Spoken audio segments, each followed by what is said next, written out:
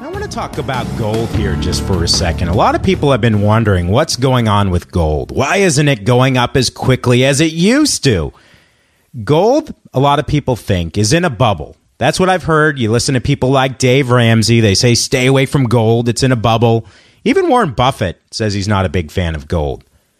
Now, this comment, when people say gold is in a bubble, I believe it's made just as kind of one of those cliches. You know, it's real estate was in a bubble. Technology was in a bubble. Yes, those things were in a bubble, but I do not believe gold is in a bubble. And this is for a number of reasons. You look at all of the people that are buying all of these exchange-traded funds, driving up the demand for gold. But gold ultimately has risen in price for a basic fundamental reason over the last 10 years or so. The current bull market began January 2002, and it's no coincidence. If you think about when and what happened on January 2002, that is the exact moment that the United States policymakers shifted from a strong dollar policy to a weaker dollar policy. As the dollar continues to fall, as you continue to lose purchasing power, gold prices have soared. That is the relationship. When the dollar is weak, gold is typically strong. When the dollar is strong, gold can typically be weak. Gold has consistently and rationally performed over the last several years. It's kept pretty much in line with its 150-day and 200-day moving averages. It very rarely deviates from those averages. I believe that gold is still trading at a reasonable price when you compare it to the S&P 500.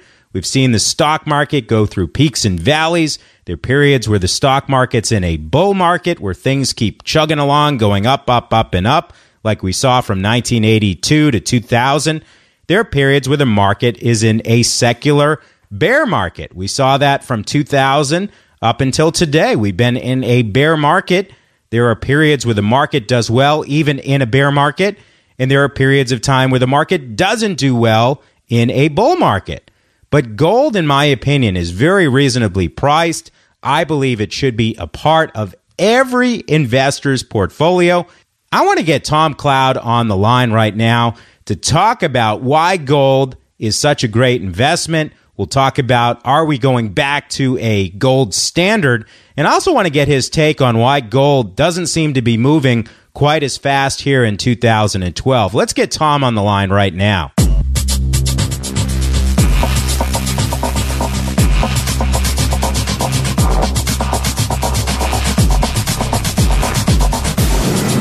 All right, everyone. I want to welcome Tom Cloud. How are you doing today, Tom? I'm doing great, Jay. It's been quite an interesting week this week. It has, certainly. We've heard a lot of talk over the last few years about gold going to 5,000, 10,000 and beyond. Seems like we've hit a little bit of a speed bump here. The returns have been a little subdued here so far in 2012. What's your take on gold right now? Well, nothing has changed. I think when people get used to seeing 18.8% a year for 11 years, it's kind of like they get spoiled. But here's the most amazing thing. When the year started at 1577, here we are just barely into May. Gold's up 6% in 4 months, which is annualized at 18%.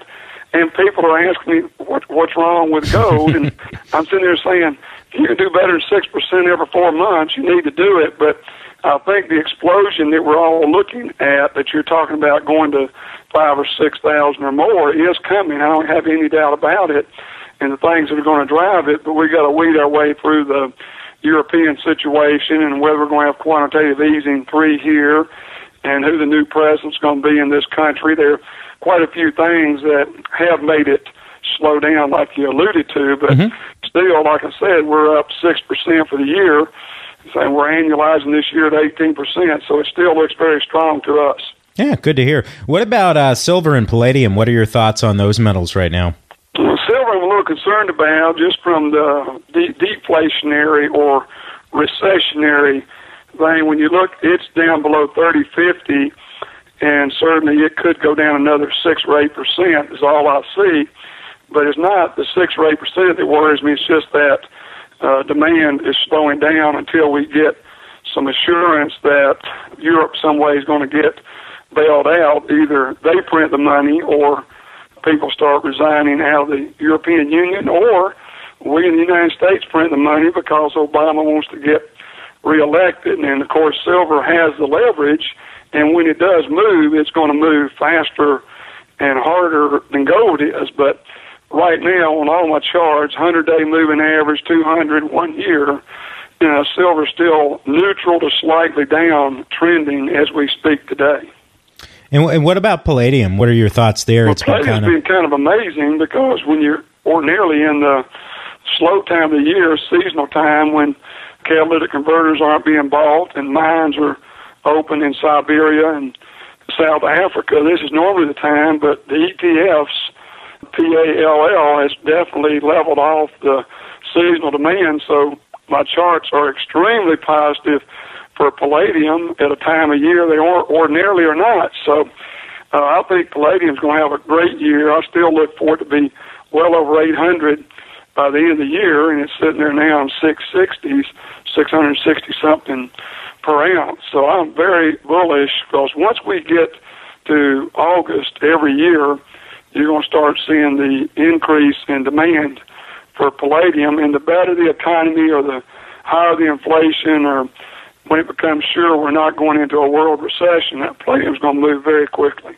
Yeah, I was speaking to Jerry Robinson earlier out in Arkansas, and we were talking about some of the greatest issues right now concerning the world stage, the problems in Europe with their debt situation, the slowdown in China, and obviously America's financial condition. Do you think America can get back to her greatness without going back to a gold standard? I really don't, Jay. I think that this test that we've had since 1971 of fiat currency, money by decree, really thought up by the John Maynard Keynes and the wealthy families of Europe that try to control the world, is just played into their hands and certainly not in. That did create a lot of millionaires that you and I know through this, that were on the right side of the equation, but they've wiped out the middle class. And I don't think when you have a currency for ever how many thousands of years there's been an earth, and you go in 1971 and say gold's no longer money, and we're going to issue paper and that's money, it's just been a terrible experiment. And I really believe with all my heart that we will return to a gold standard. We've got to put politicians in check and have honest money again. It just, the way it is now is just completely dishonest, and the way they skew the figures today, they're even more dishonest, and literally the rich is getting richer and the middle class is getting poorer, and that's a pretty hard pill to swallow. But I don't see it turning around because the tax structure in this country is like England was for 20 years until they just completely couldn't fight it. The rates were just so high, no one could. It was not counterproductive. It was counterproductive to try to work and earn money. The risk wasn't worth it to businessmen, and you just saw Europe fall off the world economically, and I really believe with all my heart we're the next one to do that. Yeah, great points. We're talking here with Tom Cloud. A lot of the gold and silver rally has been fueled by the weakening of the dollar, and the dollar recently has kind of gained a little bit of strength. Do you see this trend continuing, or do you see the dollar starting to fall back off the cliff, or where do you see the dollar going from here? Today I see it going up. I mean, I got in 5:30 this morning and I had a conference call over in Europe, and I started fiddling around with charts on. I would not be surprised the dollar's around 79 and a quarter on the world index. I would not be surprised to see this thing move up to 82 to 84 level and see gold get pushed down to around 1,600 one more time before it takes off. But they're trying to get weak hands off gold, people that would liquidate before. Because remember, when you got less than 1% of the world investors own gold or silver, they really don't care if I make 10 times my money by investing in gold. It's not enough to worry the powers, that be. So I think the dollar's in a rally right now, and I think the rally could be extended because European people now, they're scared. They don't want all their money in gold, and they don't want their money in the euro. So they're moving to other currencies, just like we were doing over here for years. that was my second biggest investment for about 5 years behind metals was currencies, as the dollar was falling all those years. But I do think the dollar is doomed, but I think for right now we're looking at a rally in the dollar that could last another month or two.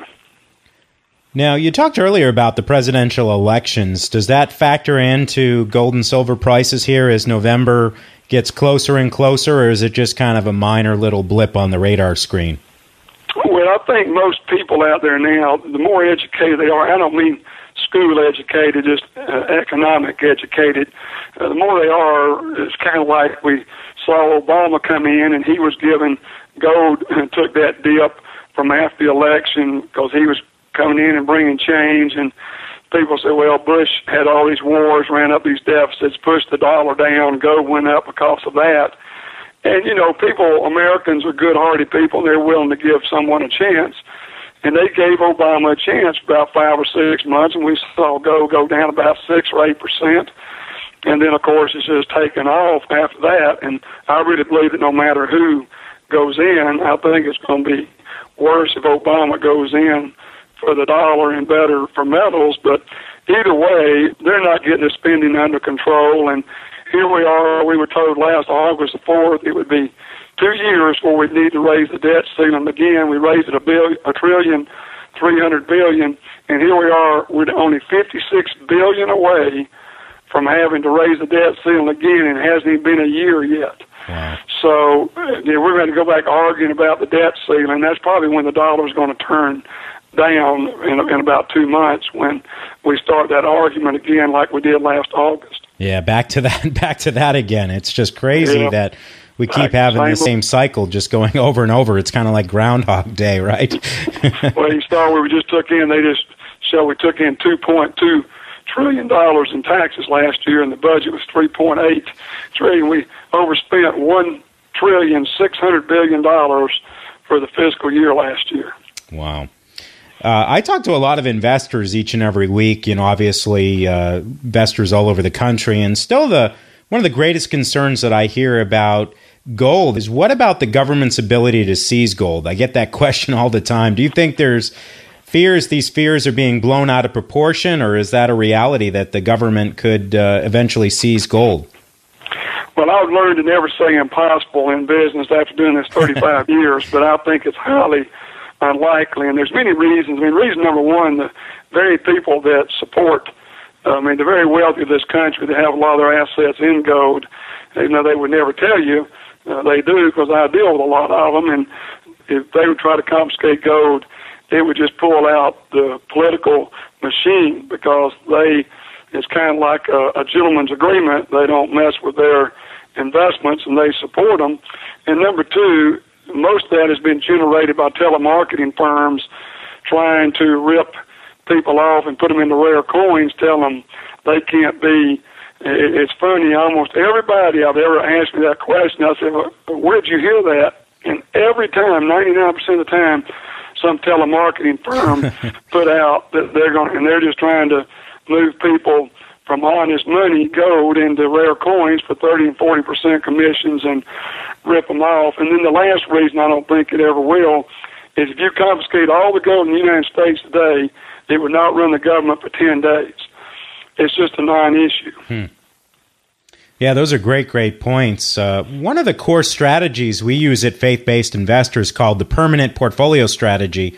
Are you familiar with that, with Harry Brown, where he suggested that you allocate 25% into stocks, bonds, cash, and gold? And what are your thoughts on that particular strategy? Should an investor have up to 25% of their portfolio in gold? I think that they should, Jay. I think we look over 12 years, there's just no denying it. You can't go in there and see something that's averaged 18.8% a year in silver, over 20% per year, even with the 2 down years that it had. And you look at all other investments out there, what stocks have done in the last 12 years, not even back to where they were 12 years ago. And you look at real estate and how it's fallen off the cliff and got a long healing process ahead. And, certainly there's some diversification you need in other areas, but I really believe that right now and for the foreseeable future, at least the next 4 or 5 years, I think that should be the core position is your precious metals, and whether it's 15 or 30% is not important. It's just that you make that decision and get your core position made, because it is honest money and it will be back. It will be back as money, and Stephen Forbes of Forbes magazine is reporting it'll be in less than 2 or 3 years, and he's familiar with the work going on with China. I mean, here we are to June 28th, and China's saying they're going to start paying for their oil in gold and not the U.S. dollar. And unless they change their mind, that takes place June 28th. Wow. Well, if you had to pick one metal, Tom, or one commodity over the next 10 years, what would it be and why?